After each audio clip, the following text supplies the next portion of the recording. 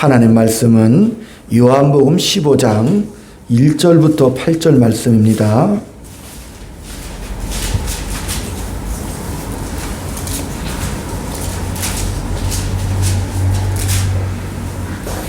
요한복음 15장 1절로 8절 교독을 드립니다. 나는 참 포도나무요 내 아버지는 농부라. 물은 내게 붙어 있어 열매를 맺지 아니하니 아버지께서 그것을 제거해 버리시고 물은 열매를 맺는 가지는 더 열매를 맺게 하여 그것을 깨끗하게 하시느니라. 너희는 내가 일러준 말로 이미 깨끗하여졌으니 내 안에 거하라 나도 너희 안에 거하리라. 가지가 포도나무에 붙어 있지 아니하면 스스로 열매를 맺을 수 없음 같이 너희도 내 안에 있지 아니하면 그러하리라. 나는 포도나무요 너희는 가지라. 그가 내 안에 내가 그 안에 거하면 사람이 열매를 많이 맺나니 나를 떠나서는 너희가 아무것도 할 수 없음이라. 사람이 내 안에 거하지 아니하면 가지처럼 밖에 버려져 마르나니 사람들이 그것을 모아다가 불에 던져 사르느니라. 너희가 내 안에 거하고 내 말이 너희 안에 거하면 무엇이든지 원하는 대로 구하라. 그리하면 이루리라. 너희가 열매를 많이 맺으면 내 아버지께서 영광을 받으실 것이요 너희는 내 제자가 되리라. 아멘. 할렐루야. 아멘. 인사 나눕니다. 주의 사랑으로 사랑합니다. 주의 사랑으로 사랑합니다. 성도님 덕분에 영광스럽습니다. 성도님 덕분에 영광스럽습니다. 천국에서 만날 분 여기서 만나뵈니 감사합니다.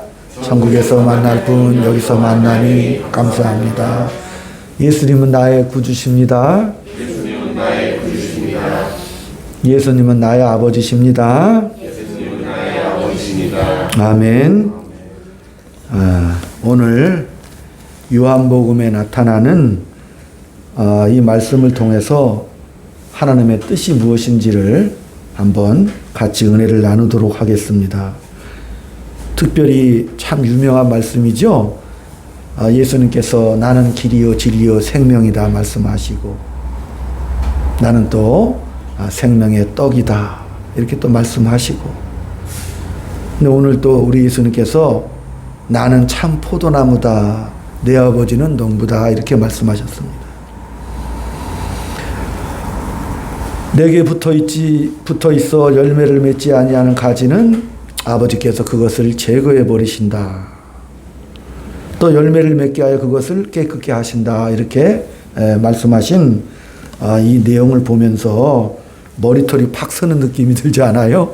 야, 이거 아버지께 붙어 있지 아니하면 다 제거해서 버린다고 하셨으니까 내가 이 말씀 보면서 내가 충성해야지, 순종해야지. 이거 불순종하면 이거 제거돼 버리는 것이 아닌가. 좀 공포스럽죠. 그죠? 그래서 이게 죽게 붙었다가 또 떨어졌다가 하면서 굉장히 우리가 불안하죠. 그러나 오늘 이 말씀은 그런 뜻이 아니고 가지를 제거한다는 뜻은 왜 농부가 시골에도 포도농사 지을 때 보면 가지가 막 열매를 엉켜가지고 붙어 있거든. 가지를 제거해서 열매를 더 잘 자라도록 하시는 농부의 손길이거든요. 제거해 버린다는 것이 아니라 또 깨끗게 한다는 것은 잘 보존해서 가지치기를 해가지고 그 열매가 더 많은 열매를 이미 맺은 열매가 더 크고 풍성하게 맺도록 하시는 게 농부들이 하는 일이에요. 이 말씀을 종합해 보면은 그죠?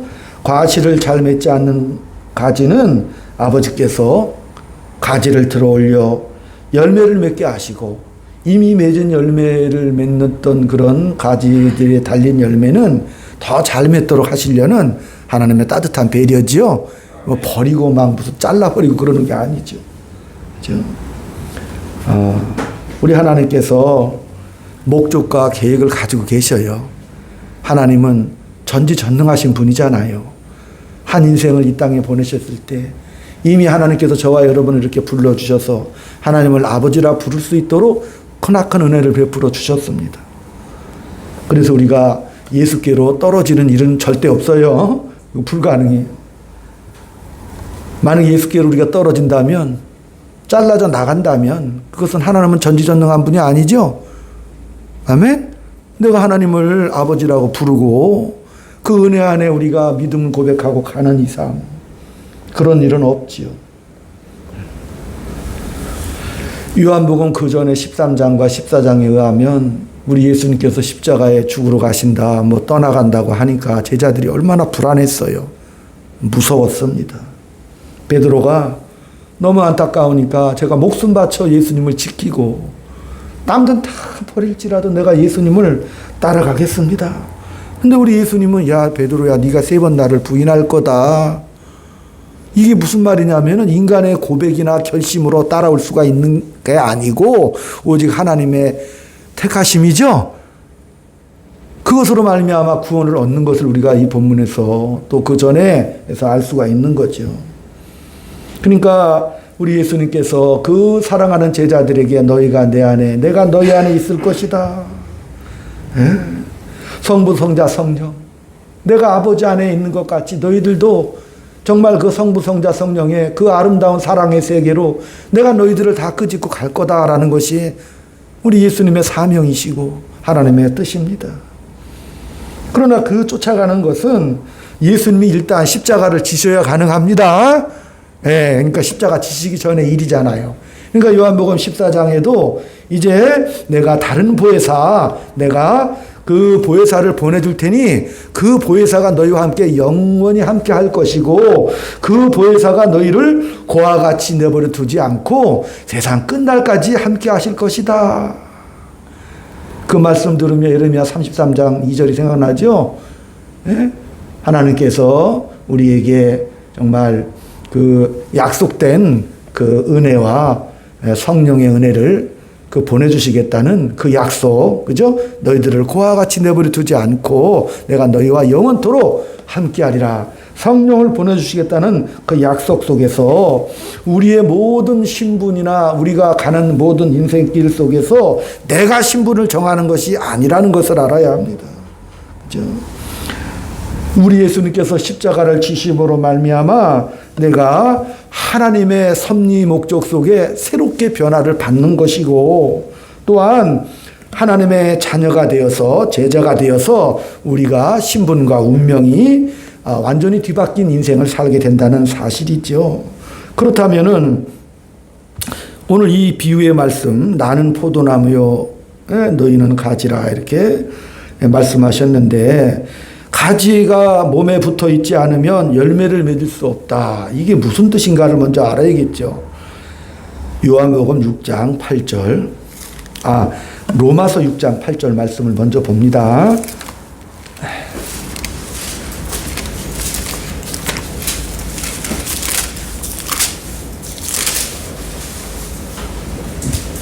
로마서 6장 8절 245페이지입니다.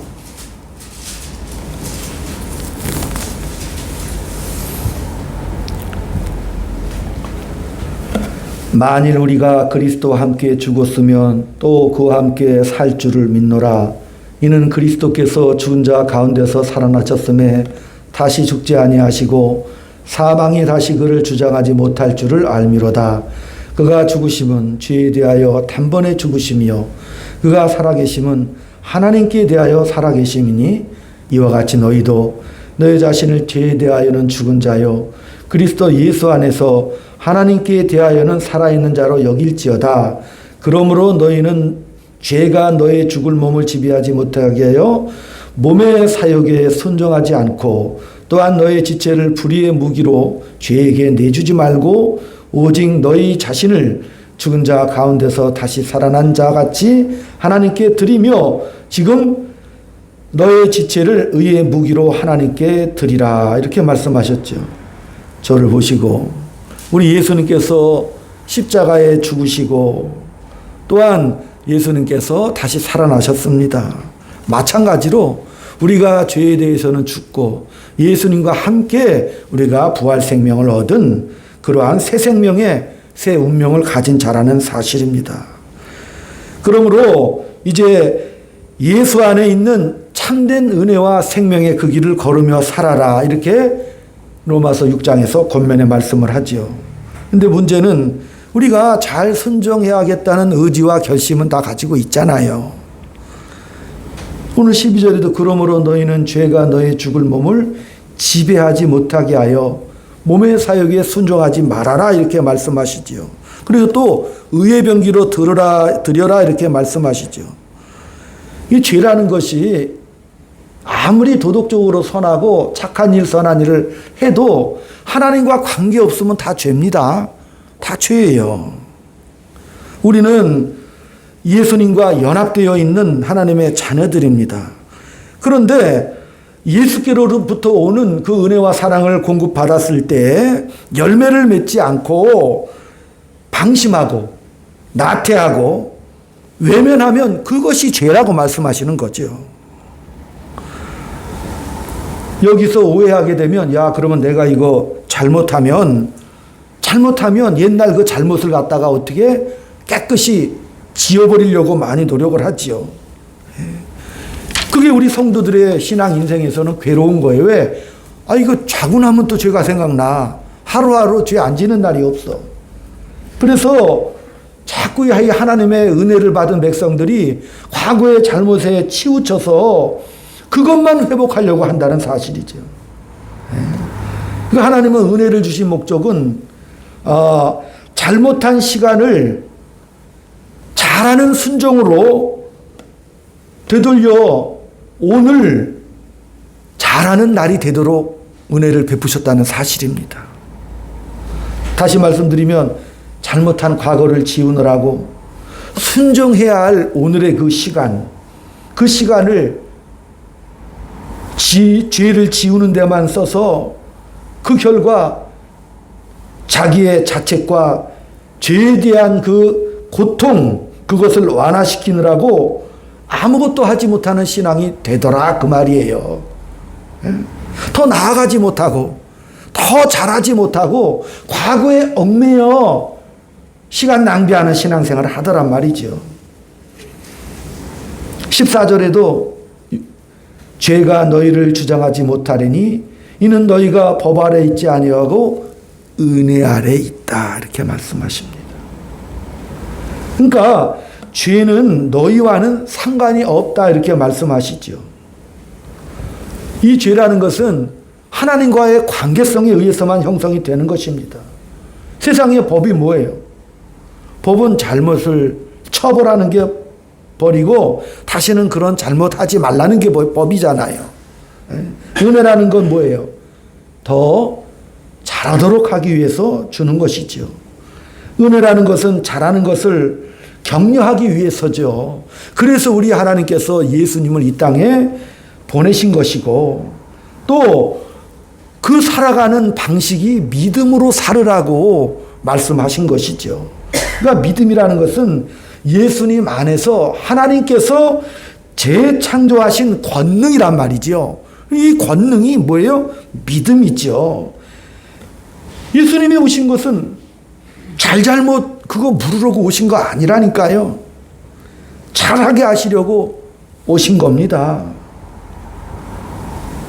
그러므로 우리가 잘하게 하려고 할 때 때로는 그 부름에 응하지 않고 못난 짓을 하는 것은 뭐예요?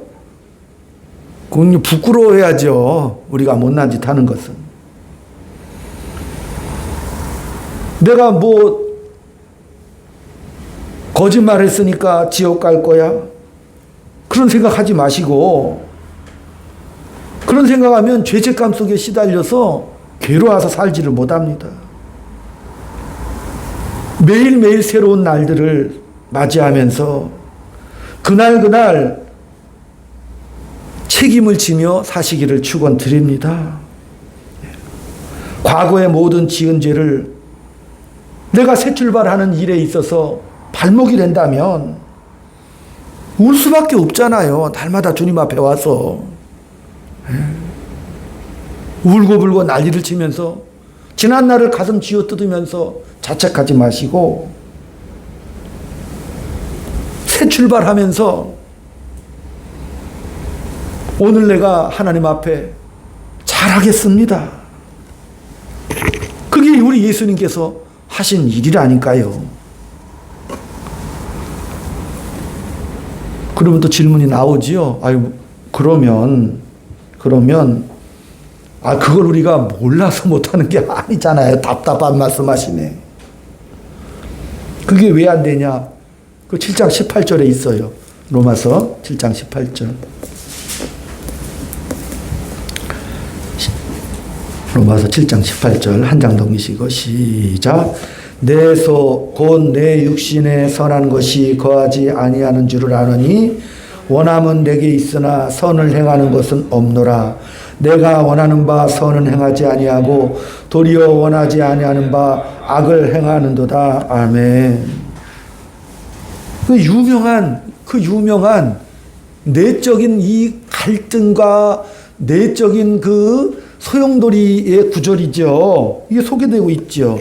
내가 주의 뜻을 순종하면서 신앙생활을 잘하고 싶은데 내 속에 또 다른 내가 있어 죄 아래 나를 잡아가네.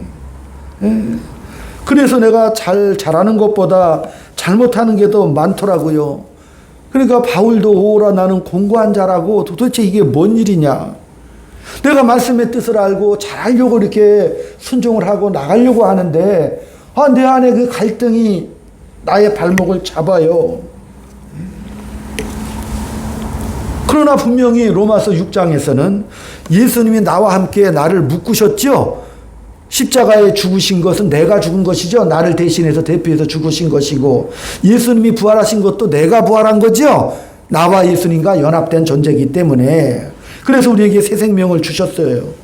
그런데 그래서 내가 새로운 운명을 가지고 멋지게 한번 살아보려고 하는데 근데 뜻밖의 문제가 어디서 오는 거예요? 내부에서 온다 그 말 하는 거죠. 내 속에 하나님의 뜻을 즐거워하는 그런 마음이 있는데 근데 이 죄의 법이 나를 사로잡아 그 승리를 통쾌하게 하지 못하게 만드는 거예요. 이 갈등을 어떻게 해결해야 되는 거예요? 평생 이 싸움을 벌이고 있잖아요.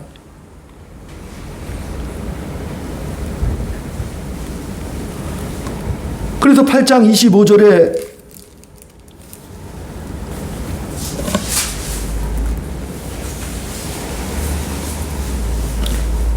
내가 하나님께 감사하리로다. 마음으로는 내가 하나님의 법을 쫓지만 육신으로는 죄의 법을 쫓노라. 그래서 내가 그리스도의 법을 즐거워한다 이렇게 말씀하시는 것이죠. 그게 무슨 뜻이지요? 마음으로는 내가 하나님의 법을 쫓아가지만 육신으로는 죄의 법을 섬기는 이 현실을 지금의 사실로 우리가 인정하며 가잖아요. 인정하면서 하나님은 창조주시고 그리고 우리를 버리지 않으시고 재창조해 주셨습니다. 있던 창조를 지우는 것이 아니라 창조를 받아들이셔서 재창조하셨다는 사실이죠. 그 창조를 수용했다는 것은 아담의 그 타락과 배신으로 말미암아 실패한 것, 그 아담을 죽이지 않았잖아요. 그죠? 바벨탑을 쌓는 인리도 그냥 흩어버리셨죠. 그리고 나서 창세기 12장 1절에 드디어 누구를 불러요? 아브라함을 부르죠. 아브라함으로 새로 민족을 이루게 하셔서 하나님의 뜻을 펼치시잖아요. 그러니까 그 창조한 것을 어떻게 해요? 받아들이셨다는 뜻이거든요. 우리가 늘 아담을 생각하면서 야, 아담이 왜 선악과를 먹어가지고 이 난리냐. 또 하나님은 왜 하필이면 선악을 알게 하는 나무를 만드셔가지고 또 기왕에 만드셨으면 아담이 하와가 차라리 그냥 못 가게 하시든지 왜 먹게 놔둬가지고 우리가 이렇게 고통스럽게 삶을 살게 하시는가. 우리는 알고 있죠. 하나님 아담에게 뭘 준 거예요? 자유를 주셨죠. 굉장하잖아요. 지상의 모든 신들은 권력을 가지고 힘으로 대표됩니다. 근데 하나님은 권력을 자기 자신의 표시로 증거하지 않으시는 거죠. 권력과 힘으로 자신을 증명하는 분이 아니시잖아요. 하나님은 그 택한 백성들과 뭘 원하시는 거예요? 대등한 관계를 원하셔요. 네? 그래서 대등한 관계 속에서 펼쳐지는 게 우리가 은혜 나누고 있는 믿음과 사랑이죠. 대등한 관계 속에서 믿음을 요구하시고 사랑의 관계를 요구하시는 거예요, 하나님은. 이것은 굉장한 우리를 향한 따뜻한 배려요. 이게 굉장한 자격이라니까요. 그래서 우리가 거부하고 뭐 발버둥 치고 배신하는 것도 다 그냥 용서하시고 받아들이시잖아요. 우리가 하나님을 거부하고 배신의 길을 걸어가면서 이스라엘의 역사가 그렇고 우리의 역사가 그렇듯이 인류 역사 내내 우리 인생들은 원망하고 불평이 끊이질 않아요. 이 나라도 마찬가지죠. 어느 정부가 들어서도 우리의 불평과 원망은 끊이지 않잖아요.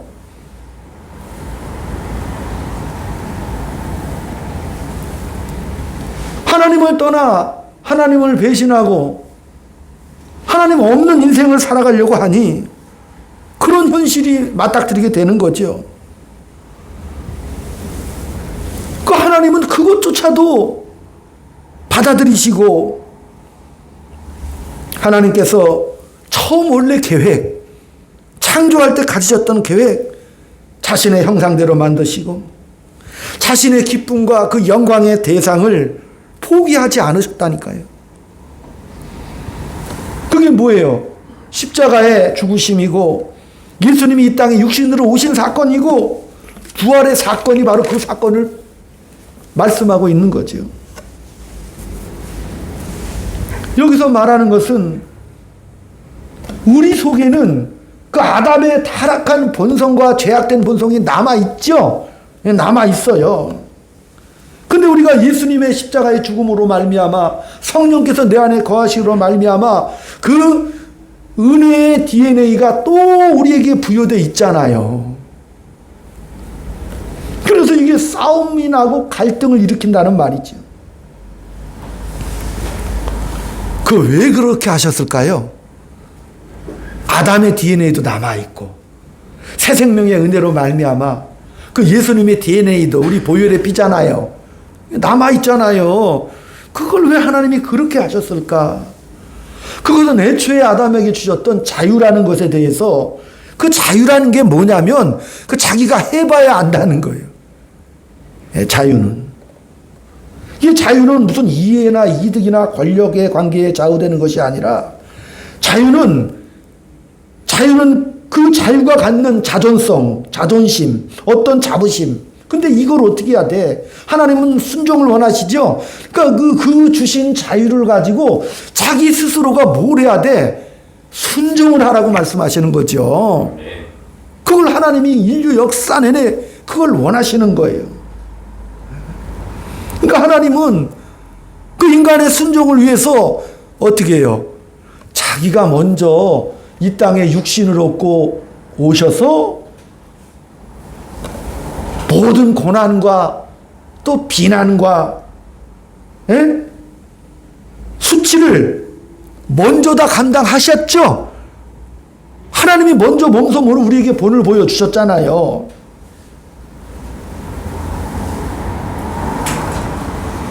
하나님은 우리 인생을 포기하지 않으시고 끝까지 우리와 싸우십니다.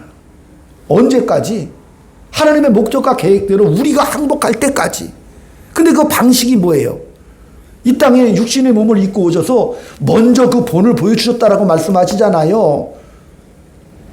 하나님이시지만 아버지가 자기를 보낸 그 목적에 순종하여 육신의 몸을 입으시고 그 통곡과 눈물과 회한의 그 길을 걸어가시죠. 그래서 먼저 순종의 본을 보여주셨다니까요. 그러니까 성육신의 의미를 잘 알아야 되는 거죠. 하나님은 우리를 결코 포기하지 않으신다는 거지요. 그게 여러분과 저의 우리 성도들의 인생입니다. 예수 안에서는 결코 정죄함이 없습니다. 생명의 법이 죄와 사망의 법을 이기고 우리를 해방해 주신다고요. 그걸 누가 하신다고 그랬어요? 하나님이 끝까지 끌고 가시겠다는 의지를 표현하시는 것이죠. 결국은 생명의 성령의 법이 이기죠. 왜? 하나님이 그것을 양자가 대립되는 가운데서도 하나님은 뭐예요? 생명의 성령의 법으로 끌고 가셔서 기어코 내가 너를 목적한 대로 끌고 가겠다. 그러니까 결코 정죄함이 없다 이렇게 말씀하시는 거예요. 언제까지 하나님이 이렇게 싸우신다고 하셨죠? 하나님은요, 뭐 몇 번이나 언제까지 우리를 끌고 가시는 것, 그것은 우리가 하여간 네가 주어진 인생을 다 살면서 네가 한번 선택하고 결정하고 네 욕심껏 한번 모든 결정을 한번 다 내리며 그 모든 것을 한번 다 경험해봐라. 마치 탕자가 나갈 때 아버지가 그냥 음성적으로 허락을 해버리잖아요. 그 자식이 겪을 모든 일을 알고 있어요. 그렇지만 경험케 하시잖아요. 하나님의 그 약속과 하나님의 일하심과 너의 인생을 어떻게 해라? 아들아, 한번 비교하면서 한번 살다 와봐라. 하나님은 뭐예요? 그런 기회를 주시는 거라니까요. 인생을 한번 네 멋대로 한번 네 원하는 대로 네 마음대로 온갖 네 자존심 다 부리면서 네 인간의 자존심을 걸고 네 멋대로 뜻대로 한번 살아봐. 그래, 한번 살아봐. 그러나 나도 내가 너를 붙잡은 내 자식이기 때문에 나도 너를 포기하지는 않지만, 그러나 너와 나는 대등한 인격 관계이기 때문에 너의 이건 자유를 통해서 한번 경험해 보라고 주시는 거라니까요. 네? 그 시간을 주시는 거죠. 기회를 주시는 것이죠. 그래서 우리가 때로는 우리가 느끼기에는 억울한 것이 많아요. 하나님이 없으면 결과는 뭐예요? 모든 것이 헛되고 죽으면 모든 것이 다 헛되잖아요. 그걸 언제쯤 알게 되는 거예요? 나이가 들면 알게 되죠? 나이가 한 80대면은요, 그 헛된 거 그때서야 아신다고 하더라고요. 야, 이게 헛된 거구나. 이게 중요한 게 아니구나. 그래서 나이가 들면 들수록 신앙이 좋아지지요? 그렇잖아요. 세상의 유혹과 우리의 헛된 망상들과 우리의 고집들이 세상에서, 이 세상 것에서 자꾸 깨져나가는 겁니다. 그래서 영원한 것, 진정한 인간이 뭐냐? 하나님 말씀에 순종하면서 하나님의 자녀로서 자기 존재를 깨닫는 것, 그것을 진실로 깨달을 때까지 하나님은 이렇게 시간을 주신다는 사실이죠. 그래서 성경은 그 갈등을 허락하는 시간, 그것을 우리가 알고, 우리 안에는 아직도 저와 여러분도, 우리 권사님들도 아담의 DNA가 더 높아요. 그 아담의 DNA는 훨씬 더 이성적이고 합리적이죠. 아담의 DNA가 우리가 꿈꾸던 야망들, 우리의 편견과 고집과 부와 명예와 물질들과 우리의 기대와 우리가 바라고라는 그런 환경들, 환상들,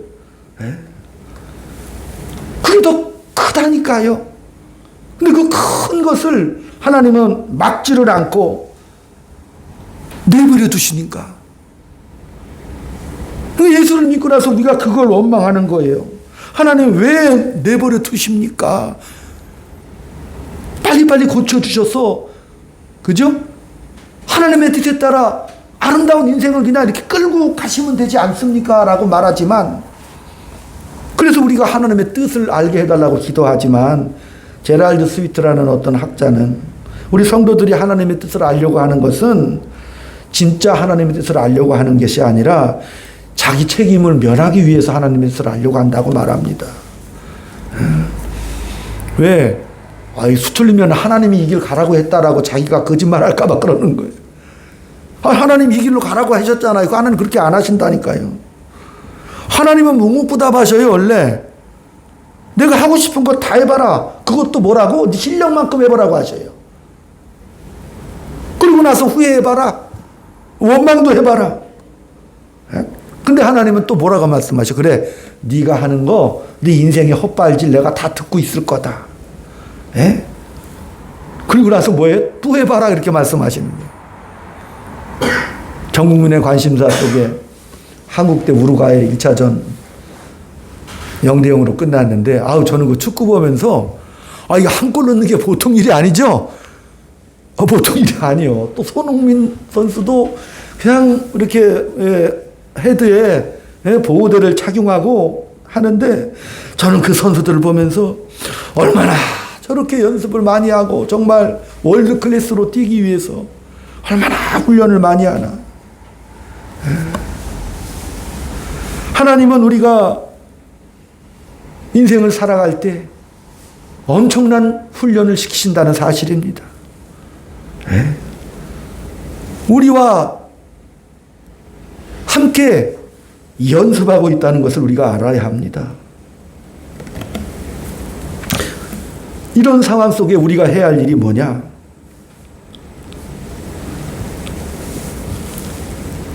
정신없이 그렇게 살다 보면 자기 주장대로, 자기 욕심대로 살아가던 그런 삶에서 내가 깨닫고 나서 내가 다음에는 그러지 않겠다. 다음에는 그러지 않겠다. 그 60평생을 그러면서 달려왔지 않습니까? 그래서 또 극복이 안 되죠? 그렇게 달려와도 안 돼. 동일한 실수하고 나면 그 다음에 드는 생각이 뭐죠? 다시는 내가 진짜 그러지 않겠다. 근데 이걸 몇 번이나 해야 되는 거예요, 도대체 인생 살면서. 단련한다는 것은 굉장한 단어죠. 수천 번 단련한다는 뜻이잖아요. 당금질. 1000번의 연습과 10,000번의 훈련. 우리가 아다시피 그 비행사가 실제로 비행기를 조종하기까지는 거의 10년 이상이 걸린다고 하네요. 10,000시간의 비행시간을 마스터해야 실제 승객을 태운 비행기를 운전하도록 하는 것이죠. 10년이 걸린다는 얘기예요. 그러니까 신앙생활 하면서 자꾸 실패하는 이유가 뭐죠? 그 시간을 왜 허락하는지를 모르면 후회와 원망이 자꾸 생겨. 그걸 모르니까 매일 잘못했습니다. 아니, 잘못했습니다 말고 비행사가 10,000시간의 시간이 필요하다고 그랬잖아요. 그럼 실수와 실패가 당연히 필요하겠지요. 더 잘하는 시간을 자꾸 연습을 해야 되고 훈련을 해야 되잖아요. 근데 자꾸 잘못했다 과거로 돌아가 버리면 그 연습이 다 무효가 된다니까. 다시 또 시작을, 화끈하게 다 때려 부시고 내가 화끈하게 새롭게 크게 다시 한번 시작하리라. 그러니까 그 새 출발이 도움이 되지 않습니다. 에베소 4장 13절에 의하면 그리스도의 장성한 분량에 이르도록 연습하라고 그랬죠. 어린아이의 일을 벗어나서 그리스도의 장성한 분량에 이르도록 연습해라, 그런 뜻이거든요. 그러니까 다시 말하면 자라나야 된다는 뜻입니다. 근데 우리는 너무 크게 생각을 해. 그래서 새롭게 거대하게 어떻게 결단을 내리고 시작을 하죠. 그리고 끝장을 내고 싶어 합니다. 완벽하게 자꾸 생각하니까 가다가 자꾸 곁길로 빠져버려요. 근데 하나님은 곁길로 빠지고 넘어지고 자빠지는 것, 그것이 일을 한다는 것을 알으라고 수차례 말씀을 하십니다. 자라난다는 것은 뭐예요? 어린애도 물론 완벽한 인간이죠. 우리나 어린애나 똑같이 인간이잖아요. 생명이죠. 그런데 어린아이는 없는 게 있죠. 철이 없고 지혜가 없고 분별이 없고 실력이 없잖아요. 어린아이니까. 그러니까 어린아이가 크면서 막 싸우면서 상처내면서 자빠지면서 고래고래 울면서 크지요. 속 썩으면서. 잘 알잖아요.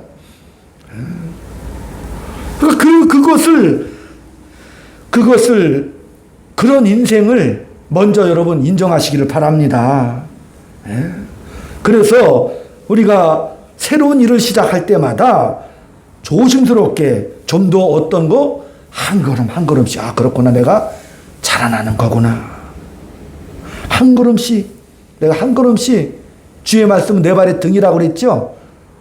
등 비추는 건 한 걸음밖에 안 되잖아요. 한 걸음씩 한 걸음씩 가는 거. 한 걸음씩.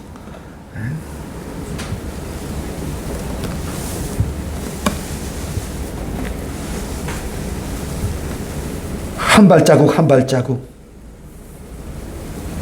하나님이 왜 그런 옛사람 아담의 유전자를 허락하십니까? 우리의 자유와 또 우리의 행복을 받아나기 위해서 그렇게 우리 인생을 인도하신다는 사실입니다.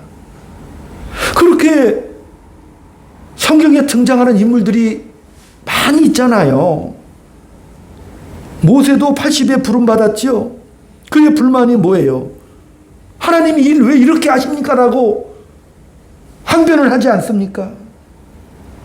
40년 전에는 뭘 하고 계시다가 왜 이렇게 내 나이 80이 돼서야 이 광야 한복판에서 아무것도 없는 데서 뭘 하라고 하십니까? 이제 와서 뭘 하시자고 하십니까? 그 다음에 하나님께서 이스라엘 모세를 통하여 인도케 하시고 40년을 또 지냈죠. 자, 결과적으로 뭐예요? 그러면서 하나님이 모세에게 요구하시는 거, 그 인생에게 요구하시는 게 뭐예요? 모세는 지면에 가장 온유한 자다 이렇게 평가를 받았잖아요. 모세 평가가 그거예요. 지면에서 가장 안 온유했잖아요. 근데 하나님이 그 120년의 삶을 통해서 온유한 자로 만들어 가셨죠.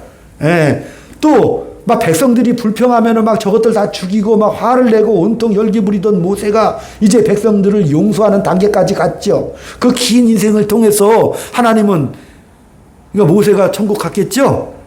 근데 천국에서 자격이 뭘 것 같아요? 갈라디아서 5장 22절에 사랑과 희락과 온유와 절제. 아멘? 그러니까 모세가 획득한 거는 온유한 자가 되었고 뭐 하는 자가? 용서하는 자가 되었죠. 이거 두 가지 열매를 맺게 하시려고 그 많은 인생들을 통해서 이렇게 끌고 가셨다는 사실이죠.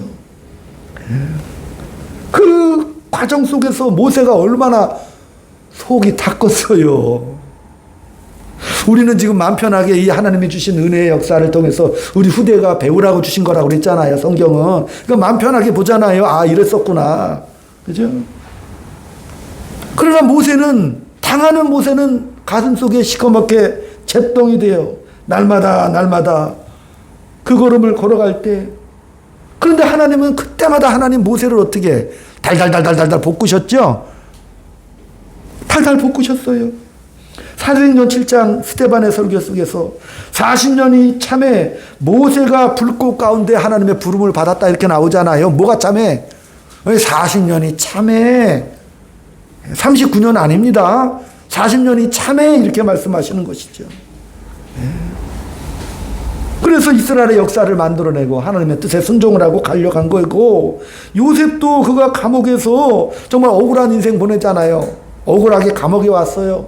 술떡 맡은 관원장과 감옥살이 하다가 자기의 억울한 사연을 좀 전해달라. 당신은 꿈의 명을 통해서 석방될 거니까 왕 앞에 가거든 내 억울한 사연을 해달라고 했지만은 2년 동안 깨끗이 잊어먹고, 성경은 만 2년 후에 바로가 자기 꿈을 해몽하라고 그때서야 요셉을 부르지요.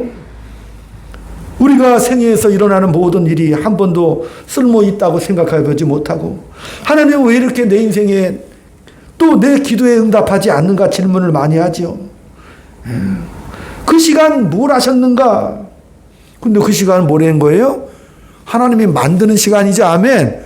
아멘. 아, 너무 감사. 이거 만드는 시간이라니까요. 예?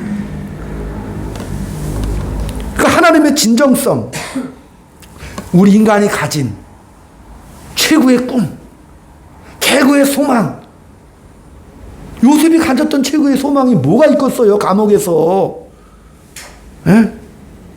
근데 하나님은 그것보다 더 큰, 하나님께서 예수 안에서 보여주신, 하나님은요, 사랑하는 자녀들이 자기가 생각하는 올망졸망한 이것보다도 더 큰 뜻을 가지고 계셨죠? 아멘. 그렇잖아. 요셉을 통해서 나라를 구하시고 하시고, 요셉을 실력 있는 총리로 만들려는 위대한 계획을 가지고 계시죠. 그게 하나님 자신의 진실성이라니까. 우리가 생각한 것보다 더 크고 놀랍고, 그러니까 크고 놀랍고 위대하신 주를 찬양하잖아요. 우리 인생이. 그죠? 그렇게 행복한 날이 오는 거라니까요. 그렇게 자라나는 겁니다. 어느 한순간 한 방에 크는 것도 아니고, 한 걸음 우리 함께 하는 게도 지금 오랜 발걸음을 걷고 있죠? 얼마나 감사합니까? 우리 권사님들, 집사님. 정말 눈물로 하나님 앞에 이 세월 속에서 정말 잘하려고 애를 쓰면서 감사하고 걸어가는 이 위대한 모습 속에 그렇게 자라나는 겁니다. 한순간에 자라나는 것이 아니지요. 네. 그래서 우리가 옛사람을 벗어버리고 새 사람을 입으라. 예, 그리고 거짓을 버리고 이웃과 더불어 참된 것을 말하라. 이렇게 말씀하시기 때문에 어려운 것부터 하지 마시고 쉬운 것부터 하시기를 축원드립니다.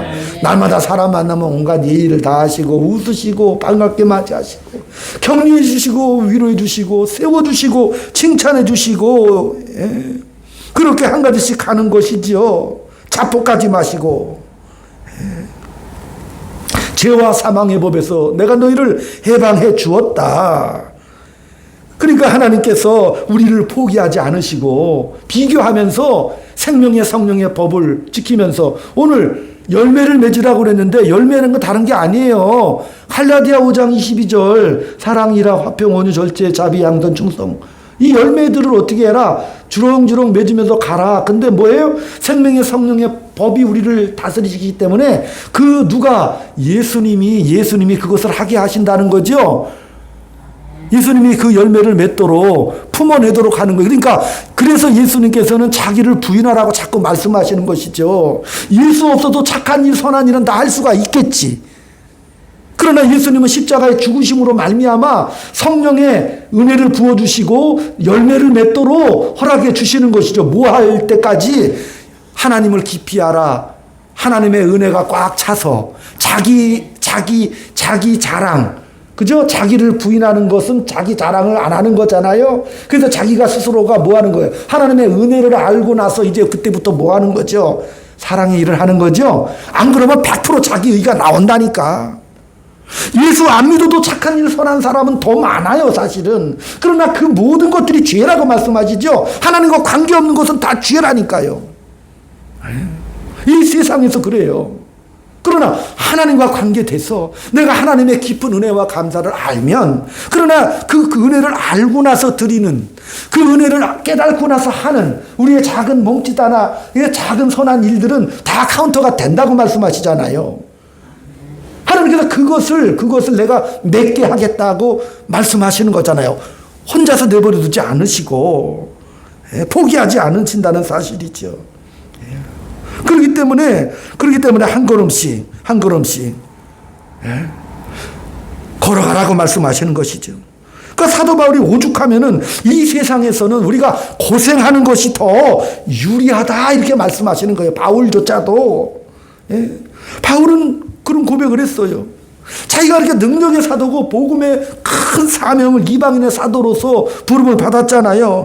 자기가 받은 계시나 환상, 하나님의 뜻이 너무 크고 위대하다는 것을 알았습니다. 근데 하나님이 그 바울에다가 사단의 가시를 딱 붙여가지고 오도 가도 못하게 만들었잖아요. 그러니까 바울이 하나님 앞에, 하나님 이 가시가 이게 웬 가시예요 도대체? 이것 좀 제해 주셔요. 그러니까 아니야.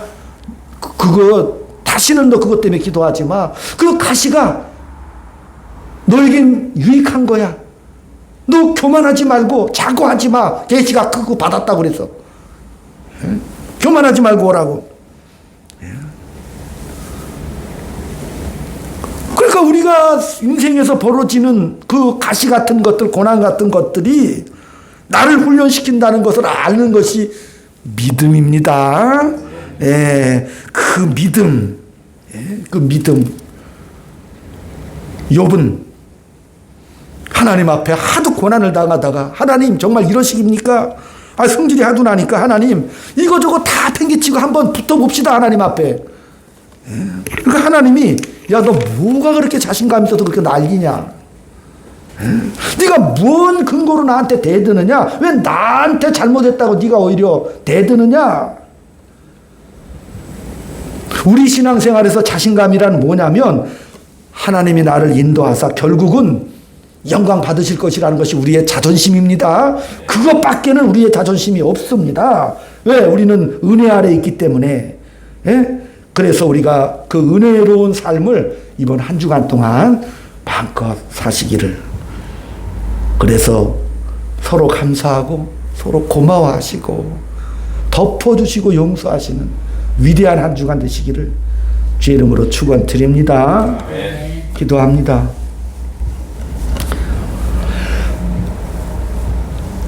아버지 하나님, 하나님의 그 뜨거운 진정성과 그 열심 앞에 감사하며 살게 붙잡아 주옵시고 모세도 아브라함도 바울도 그들을 통해 하나님이 쏟으신 정성과 긍휼과 자비로운 마음을 가지시고 우리를 지켜주심을 믿습니다. 그런 사실을 내가 깨닫고 이제 깨우쳐 누리게 하여 주시옵소서. 한 걸음 한 걸음 하나님의 사람으로 커가는 감사와 기쁨이 우리 인생 이 거친 세상 속에 이 흉흉하는 죄의 유역 속에서 하루하루 하나님의 자랑이 되고 하나님의 증거가 되는 승리하는 인생 되게 주님 인도하여 주옵소서. 예수님의 이름으로 기도 올리옵나이다. 아멘. 아멘. 아멘. 아멘. 혹시라도 이 말씀이 조금씩 순간순간 더 깊은 이해를 하시려고 하시면 그 유튜브로 이렇게 찍잖아요. 그러니까 주일날에 3시 이후에, 왜냐하면 우리는 유튜브를 찍어도 조회수가 거의 없어요. 10회 미만이기 때문에 이게 나도 이렇게 찾아보면 3, 4일 지나면 또 막 밑으로 떨어지고 없어져. 조회수가 너무 작으니까. 그러니까 혹시라도 2, 3일 내로 이 말씀이 좀 무슨 뜻인가 좀 더 깊은 그런 하나님의 뜻을 알고 싶으시면 그걸 참작하셔서 한 번 더 들으시면 더 좋은 것 같아요. 사모님이 자꾸 소리 지르지 말고 좀 오늘처럼 오늘 조용조용히 했어요?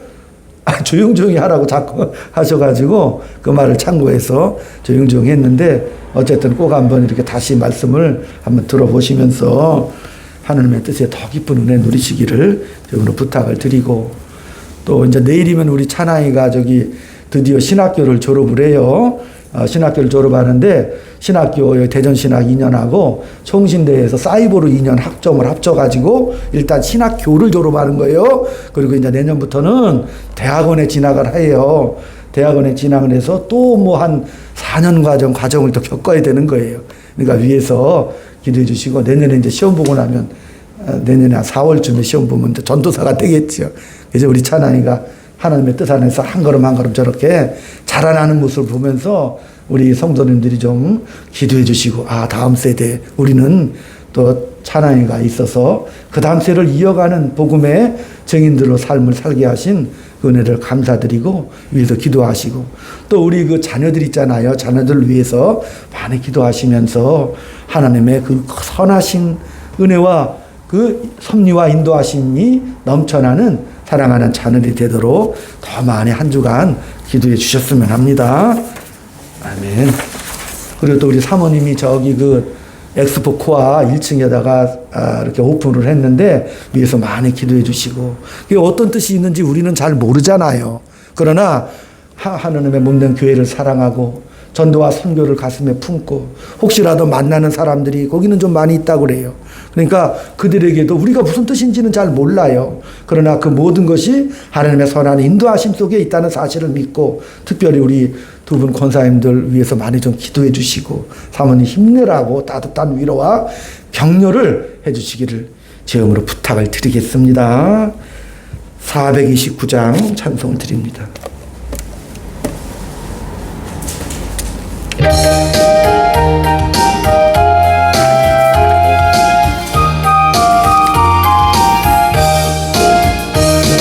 세상 모든 풍파 너를 흔들어 약한 마음 낙심하게 될 때에 내려주신 주의 복을 세어라. 주의 크신 복을 내가 알리라. 받은 복을 세보아라. 크신 복을 내가 알리라. 받은 복을 세어보아라. 주의 크신 복을 내가 알리라.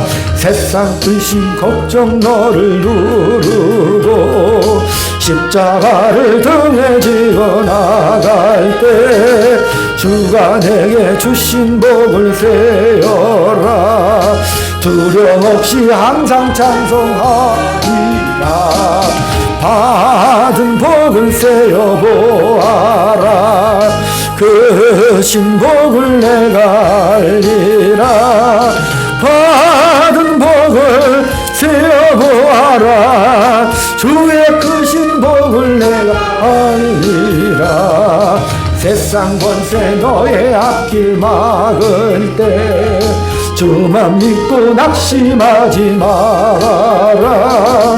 천사들이 너를 보하리니 염려 없이 앞만 보고 나가라. 받은 복을 세어보아라. 크신 복을 내가 알리라. 받은 복을 세어보아라. 주의 크신 복을 내가 알리라. 아멘.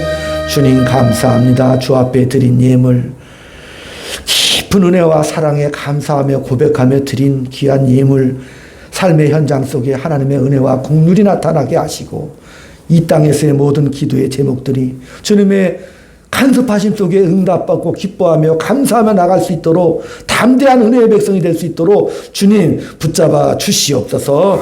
지금은 우리 구주 예수 그리스도의 은혜와 하나님 아버지의 극진하신 사랑하심과 성령님의 감화감동 교통육사 위로 충만하심이 오늘 주 앞에 머리 숙인 사랑하는 주의 자녀들 머리 위에 저들에 속한 가정과 이 교회 위에 지금부터 영원토록 함께 있을지어다. 아멘.